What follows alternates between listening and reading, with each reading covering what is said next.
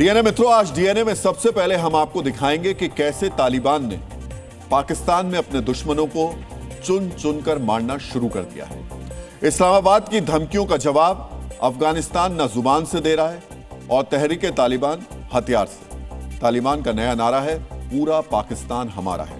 आज आपको पता चलेगा कि पाकिस्तान और तालिबान में किस शर्त पर बात बिगड़ी। तालिबान की वो कौन सी शर्त थी जिसे सुनकर पाकिस्तान बीच बैठक से भाग खड़ा हुआ। आज आप ये भी जानेंगे कि अगर दोनों मुल्कों में आधिकारिक तौर पर जंग छिड़ गई तो दुनिया के कौन कौन से देश किसके साथ खड़े होंगे। देखिए, तालिबान ने कुछ समय पहले पाकिस्तान को एक चेतावनी दी थी। उसने कहा था कि वो सिर्फ वार्ता का सम्मान करके चुप बैठा है। अगर वार्ता सफल नहीं रही तो उसके बाद पाकिस्तान की हिमाकत का करारा जवाब दिया जाएगा। वहां कब्जे की मुहिम शुरू हो जाएगी। डीएनए मित्रों, वार्ता नाकाम होते ही इस चेतावनी पर तालिबान ने अमल करना भी शुरू कर दिया है। तहरीके तालिबान पाकिस्तान ने पाकिस्तान के साउथ वजीरिस्तान के वाना शहर पर कब्जा कर लिया है और अब वहां पर टीटीपी के लड़ाके बिना किसी रोक टोक के पेट्रोलिंग कर रहे हैं। मुनीर फौज की हिम्मत इनका सामना करने तक की नहीं है। पाकिस्तान की सेना टीटीपी से इतनी डरी हुई है कि अफगानिस्तान से कह रही है कि पाकिस्तान की सुरक्षा को आप सुनिश्चित कीजिए। डीएनए मित्रों, सोचिए, ये हालात परमाणु बम रखने वाले मुल्क के हैं।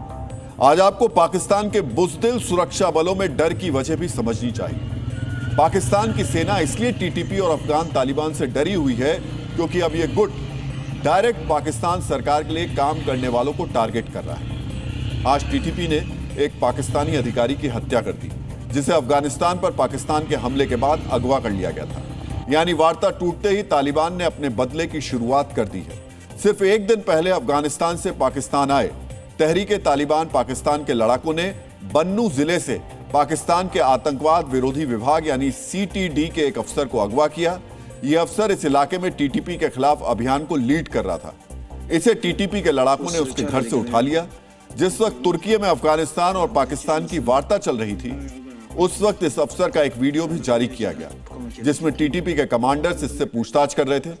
टीटीपी के खिलाफ ऑपरेशन की जानकारियां हासिल कर रहे थे। लेकिन वार्ता टूटने के बाद अब पाकिस्तान के आतंक विरोधी विभाग के अधिकारी का शव सड़क पर पड़ा मिला। यानी अब तालिबान सीधे पाकिस्तानी सेना और पाकिस्तान के दूसरी एजेंसियों से जुड़े अधिकारियों पर अटैक कर रहा है, उनको चुन चुन कर मार रहा है।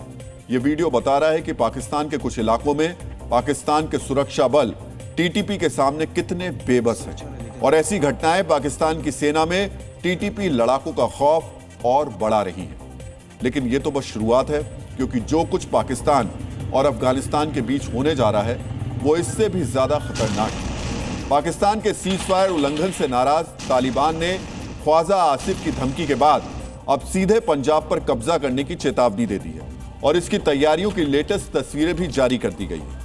अफगानिस्तान और पाकिस्तान के बीच 3 दौर की वार्ता फेल होने के बाद पाकिस्तान के रक्षा मंत्री ख्वाजा आसिफ ने चौथे दौर की वार्ता की उम्मीद को सिरे से खारिज कर दिया। ये वही ख्वाजा आसिफ हैं जिन्होंने धमकी दी थी कि अगर वार्ता नाकाम हुई तो तालिबान से सीधी जंग होगी। पाकिस्तान अफगानिस्तान पर हमला करेगा और जिस तरह वार्ता के बीच में पाकिस्तान की सेना ने अफगानिस्तान पर सीजफायर तोड़ते हुए हमला कर दिया, उससे पूरी दुनिया में यही संदेश गया कि मुनीर की फौज खुद इस वार्ता को तोड़ना चाहती थी और हुआ भी बिल्कुल वैसा ही।